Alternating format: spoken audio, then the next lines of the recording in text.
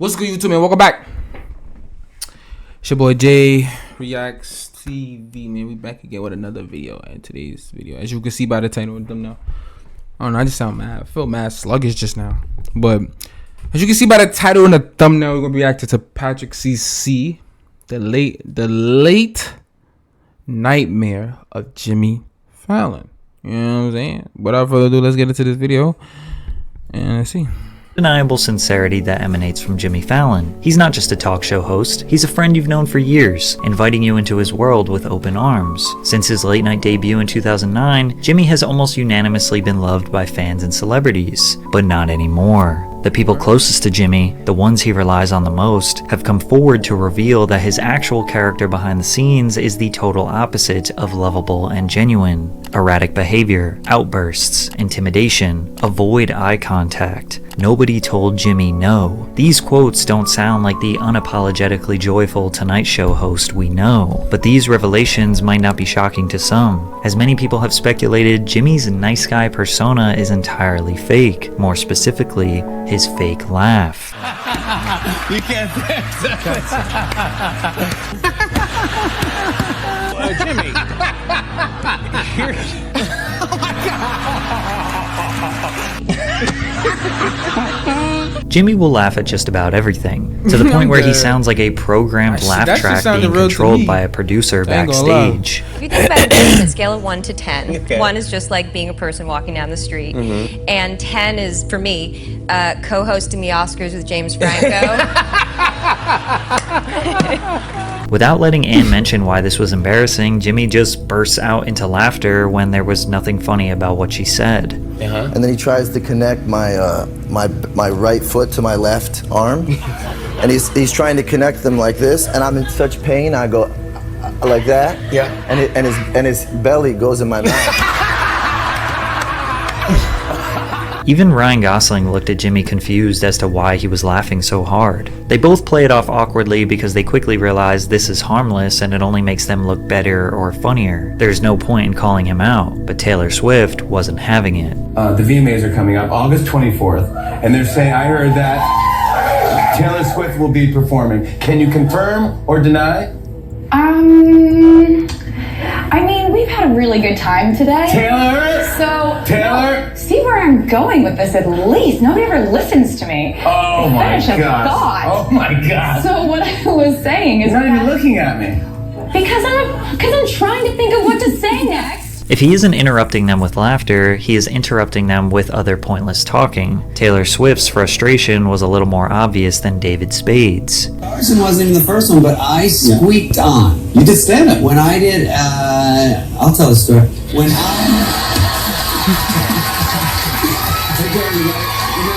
David just gave him a little jab, and Jimmy knew he was wrong for interrupting the comedian, so he tried to make Dave look like the bad guy and walk off. This wasn't the first time Jimmy walked off set to avoid an awkward situation that he caused. No, it's about how you can beat a human being down to... Don't tell anyone. It's okay. Let them just see the movie.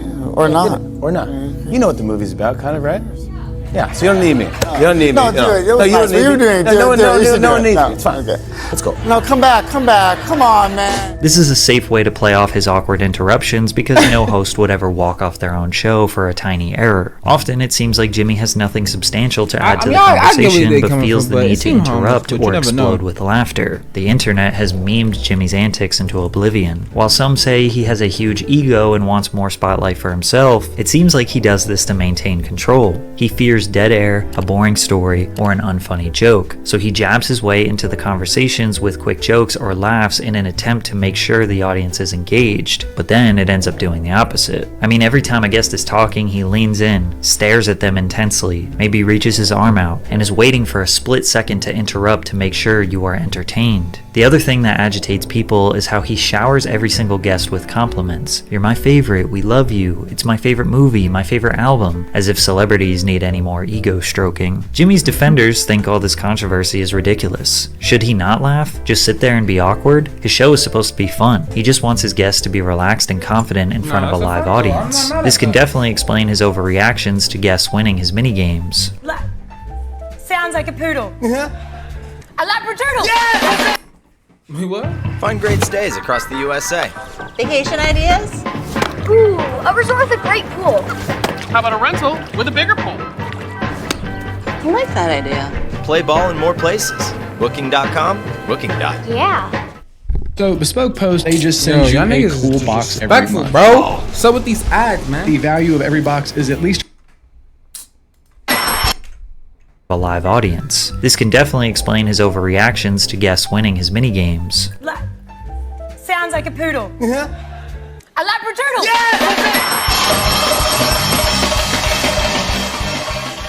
Now, it seems ridiculous to nitpick this from Jimmy because fake reactions have been a crucial part of TV and YouTube forever. David Dobrik, KSI, and Joe Rogan have been large contributors to the fake laughter, fake reaction epidemic. Okay, and if you think there is, it's very like, I know everything. I kind of do agree with a lot of what he says. Jimmy is a people pleaser. I feel like that's all right, because I feel like it's you gotta differentiate. I can't even say the word. Differentiate the difference, because I feel like, because that be me too. Like sometimes I will laugh at something, and I will get the joke, and I would like, you know what I'm saying, but it's just not as funny as you know. As you would think it would be to me or to someone else. Like, it's funny. Like, I do like, nah, I get it. Like, it's like I get it.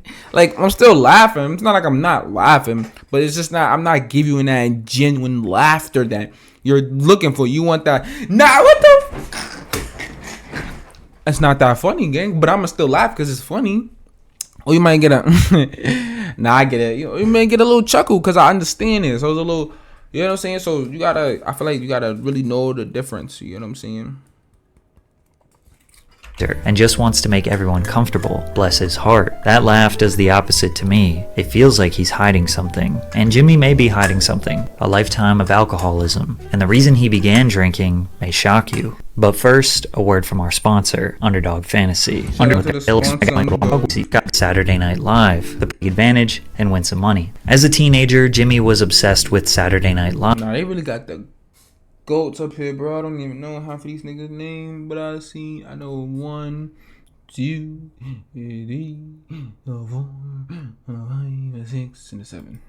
The program had been running for nearly 2 decades, and Jimmy was fully immersed, insisting on watching the program alone in pure silence because he hated unnecessary commentary from others. Although he could only see the clean parts his parents taped for him, Jimmy didn't miss a single sketch or punchline and remained devoted to learning as much as possible. Ironically, his parents didn't want him watching adult humor sketches, but they would let him drink alcohol while watching. As long as I wasn't doing anything at night, I'd just sit by myself and I would have a 6-pack of Pabst. I don't know if I made it all the way through the 6, but I'd just sit there and watch the show and tape it. He and his sister Gloria reenacted sketches with friends before Jimmy discovered a talent for impressions, often impersonating actor James Cagney and comedian Dana Carvey. I was one of those kids who, if I hung around another kid for an hour, I was that kid. Fallon said, it was weird. I'd come home and I'd do his type of humor, his type of mannerisms, and my mom would say, okay Joey, you want dinner now? Because I'd be acting like Joey Gonzalez. From a young age, Jimmy was an imitator, instinctively copying and mimicking things that he thought were funny instead of having the drive to produce his own material, which was an early sign of being the perfect late-night television host. Through hours of meticulously studying various comedy and musical routines, Fallon continued working on his craft and established himself as a performer at Saugerties High School, appearing in most stage productions. It was a rush. I think it was the rush of getting a reaction. Maybe it's acceptance. Maybe it's a thing where you're pleasing somebody. I want to be friends with everybody. And if you make a joke and everyone laughs, you're like, that's it, I scored. That's what I thought making a friend was. You just feel like people liked you. So maybe it was that, acceptance. It seems like Jimmy's people-pleaser mentality has been in full effect since his youth. His obsession with Saturday Night Live carried on throughout his time at St. Rose College in New York, skipping parties and events so that he could watch SNL as it aired. Fallon lived for the weekends when he would regularly board buses from his aunt's house in Fort Hamilton to perform stand-up comedy sets at Caroline's on Broadway and Times Square. On stage is where Jimmy felt most at home, and his urge to make audiences laugh couldn't be ignored as he dropped out of college in 1995 to move to Los Angeles, California to pursue comedy full-time. He secured a manager who got him very minor roles in comedy films like Father's Day and television sitcoms like Spin City, but it didn't matter because his dream wasn't to become an actor. Jimmy remained fixated on joining Saturday Night Live. After 2 years of working on his sketch comedy and improv skills with the Groundlings, he took a leap of faith and auditioned for SNL, but bombed. This career setback could have killed his dreams as a comedian altogether, but his obsession with SNL wouldn't let him give up. When he landed a small role on a Warner Brothers sitcom, Fallon negotiated a clause in his contract that would release him if he got on SNL. The producers agreed only because they thought it would never happen. This was my ultimate goal. If I ever cut into a birthday cake and made a wish, I would wish to be on SNL. If I threw a coin into a fountain, I would wish to be on SNL. If I saw a shooting star, I would wish to be on SNL. It's crazy. I had no other plan. I didn't have friends.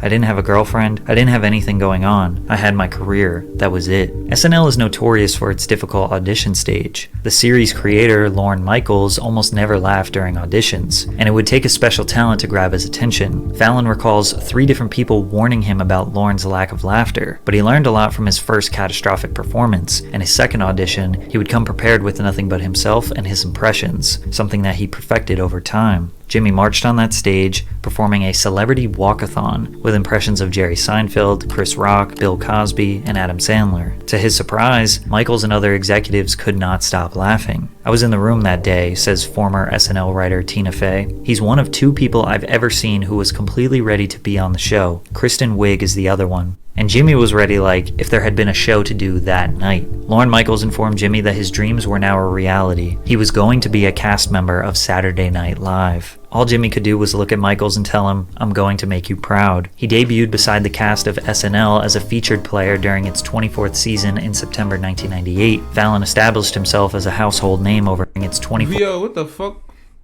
Niggas got The Rock. Niggas got... Is that, what's that nigga name? Fuck! I forgot his name.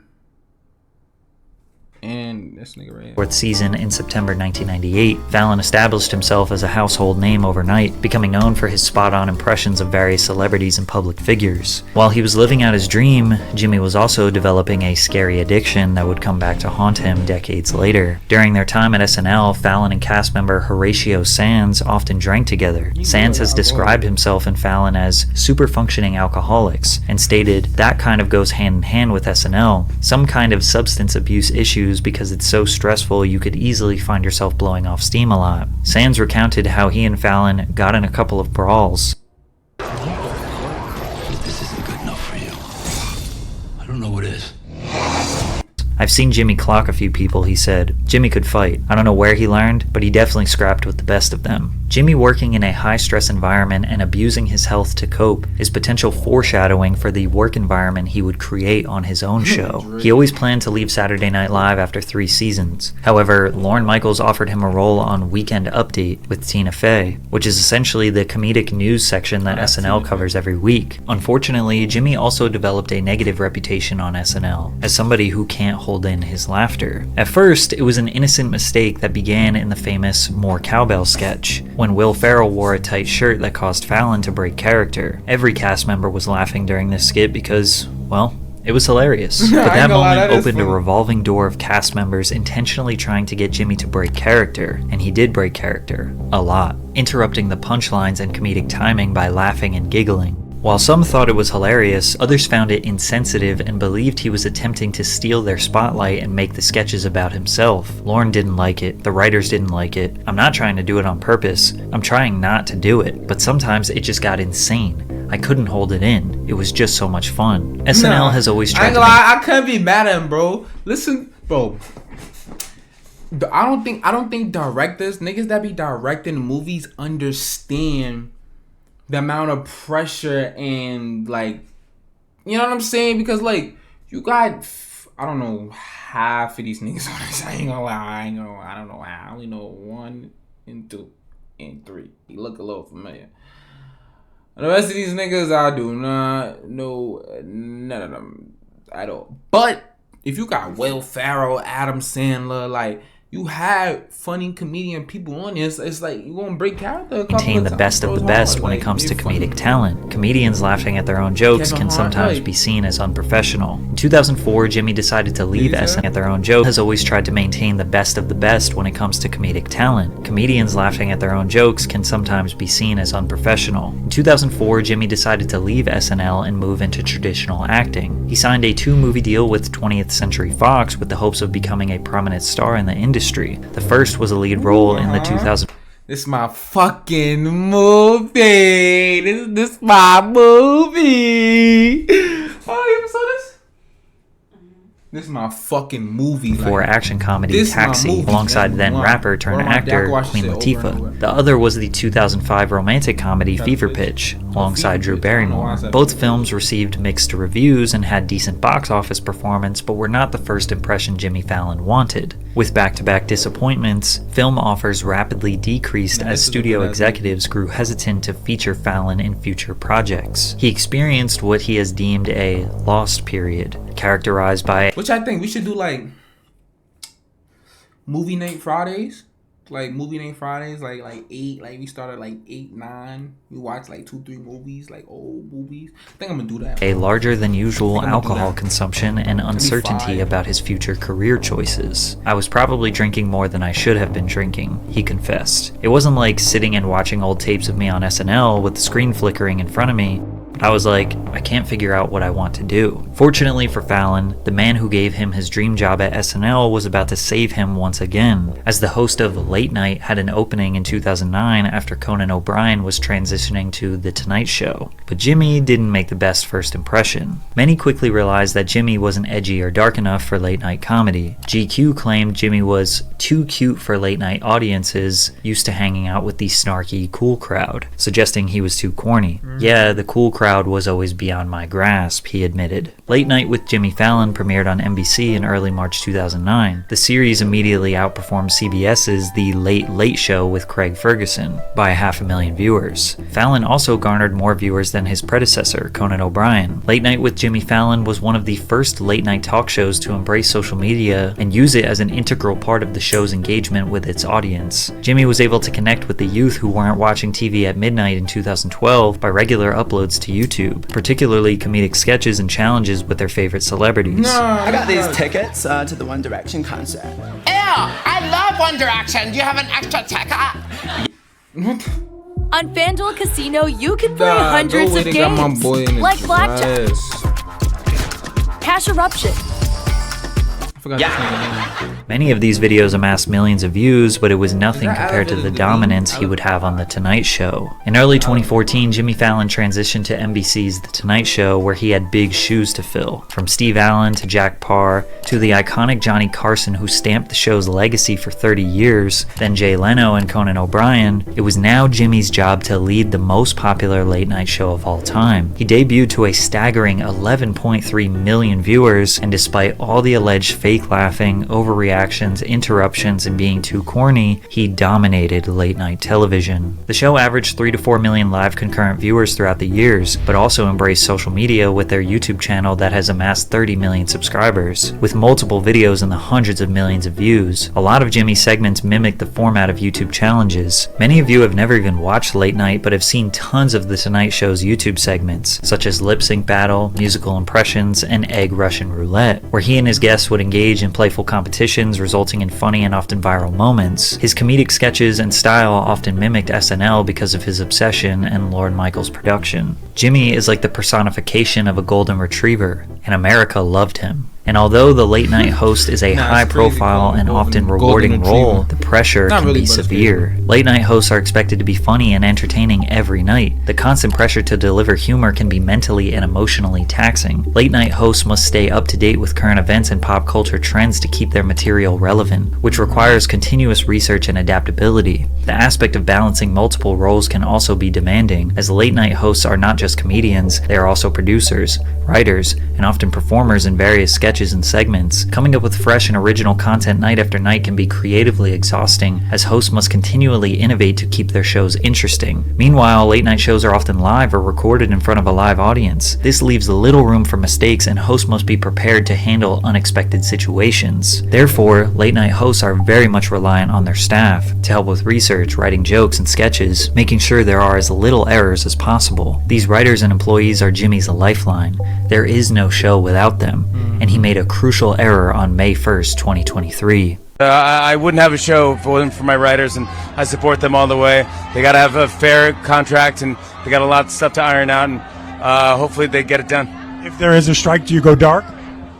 If there's a strike, yeah, I think we will. Yeah, I think we'll go dark. Whatever I can do to support the guild. I am actually in the Writers Guild as well, so yeah, I couldn't do the show without them, and I support my whole staff. Although Jimmy says he will support his writers no matter what, his staff says otherwise. As one of his employees took to Twitter to write, "He wasn't even at the meeting this morning to tell us we won't get paid after this week. Jimmy Fallon, please support your staff. Had fun bowling with you last week, but a party won't pay my rent." I'm sure many of you have heard about the 5-month-long writers' strike in Hollywood that just ended, and the reason for the strike is quite simple. The Writers Guild of America is the joint efforts of 2 different American labor unions representing thousands of writers in film, television, radio, and online media. Writers are the backbone of Jimmy Fallon and all of Hollywood's content. Without them, there are no jokes, no scripts, no stories, nothing. Yet somehow, they are the least compensated, with most of them earning below the poverty line in salary. Yeah, that is crazy though.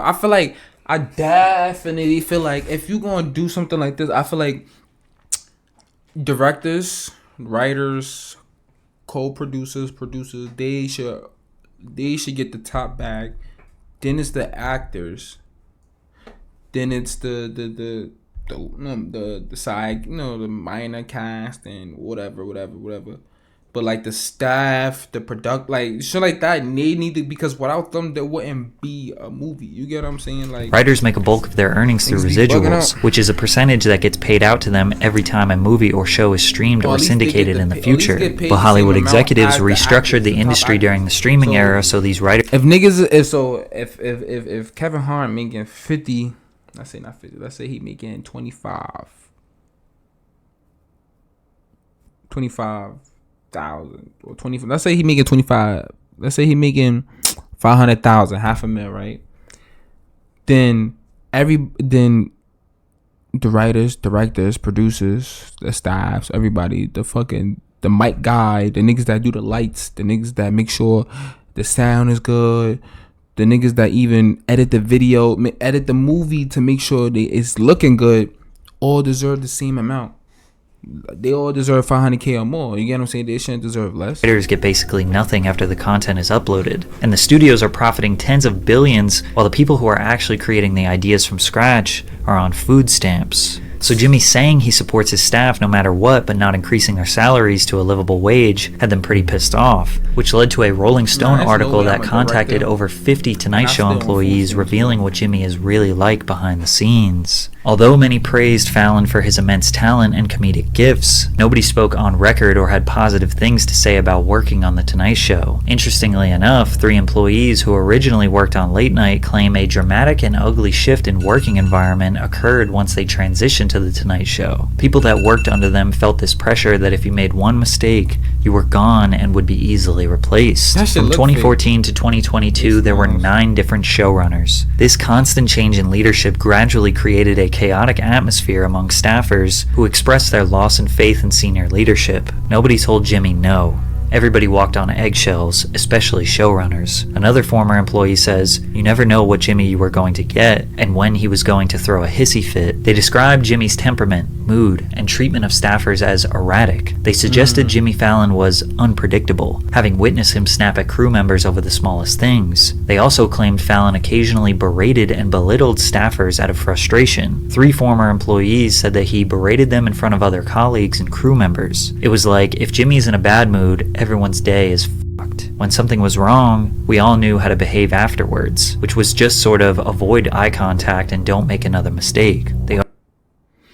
Here's one thing you need to do before buying anything online. Don't spend another dime on Amazon until you watch this first. Niggas are entitled to their feelings, though. The article then dives into Jimmy's SNL skit in 2000, where he did an impression of Chris Rock while doing blackface. Jimmy apologized for this skit that resurfaced in 2020, and the article followed up this information with an employee alleging that the staff tried to sweep this controversy under the rug. A black employee claims that showrunner Granite Benderman kept asking them, "What is going on with your hair?" trying to paint the picture of a racist environment behind the scenes at The Tonight Show. Employees claim that they experienced deteriorating health effects due to the environment, hair thinning, extreme weight loss. Mentally, I was in the lowest place of my life. I didn't want to live anymore. One longtime employee says they never reported their issues to HR because early on in their tenure at the show, they saw colleagues of theirs attempt to speak to human resources representatives and subsequently got fired from the show. They don't protect us. Blackface is crazy. I ain't gonna lie to you. That was crazy for him to do Human resources representatives and subsequently got fired from the show. They don't protect us, the former staffer says. Because my thing is too, I feel like even if y'all feel like this, right? Oh, you're losing hair, lost weight, this condition, This nigga don't got a gun to your head. He don't have your family hostage, kidnapped in a you know what I'm saying, in the basement. And he like, yo, you gotta work for me, or if not, you know what I'm saying? No, he don't. So if you feel like you're being mistreated, or you're not being heard, or your feelings is not being understood, leave, nigga. It's like a relationship. The fuck? It's just like a like, what the fuck? The nigga not treat you, if the nigga or the girl not treating you right, then leave. There's no reason for you to be in that relationship. So it's just the same thing. So I feel like I get where they coming from, but at the same time, it's like y'all had the choices to definitely leave. They don't do y'all anything had the choices for to us. leave. Many of you watching have probably worked in a toxic environment and have experienced similar ramifications as these employees alleged. So you can easily see this being a reality for Jimmy's show. Others speculated that this is nothing more than a hit piece. Many think that Jimmy's short temper, erratic behavior, and need for nothing less than perfection is standard for someone putting on a show for millions and millions of people. They think most of the worst allegations are against the showrunners, and Jimmy has to take the blame since he is the boss. Most people wonder why someone wouldn't just get a new job if it was so bad. That's what and I'm again, saying. Jimmy did come from SNL, which was one of the most high-stress work environments that led to multiple employees suffering from substance abuse issues. That's what I'm saying. Like, even whether or like, that's what I'm saying. Like, the way they describe SNL seemed like it was always chaotic, or like they always just like work. Oh, what's this? We need to do this. We need to do that. What's the next move? What's the next act? What's the next this? So, you know what I'm saying? To where it was just always chaotic. People, that's what I'm saying. So if that was the case, but it's not that hard to believe that he could have created a similar I feel bad, but not thinking too bad, it's bro, just show business. However, to believe that he could have created a similar environment thinking it's just show business. However, after Rolling Stone published the article, Fallon apologized to staff members in a Zoom call. It's embarrassing, and I feel so bad, Fallon said, according to two people who were on the call. Sorry if I embarrassed you and your family and friends. I feel so bad I can't even tell you. We don't have the full apology, so we don't know if Jimmy is accepting blame for all of these allegations, for just a few, or if he is just following the command of his PR team to avoid the same outcome as Ellen. Transgender. Ooh, Ellen. It's made very, very cool through the media. Who the fuck is Alan? So we don't know if Jimmy is accepting blame for all of these allegations, for just a few, or if he is just following the command of his PR team to avoid the same outcome as Ellen. Oh, Ellen. Ellen and okay. Wait, right? ¿Qué pasó? Alright. That's it for the original video, y'all. Make sure y'all like, comment, and subscribe. Make sure y'all turn on that post notification. Make sure that bell is on so y'all know when I upload. Get this to like 50,000 likes. Facts. Nah, but yeah, run the likes up, man, so we can hit the algorithm, you know what I'm saying? So we can get lit. Without further ado, we out. Peace.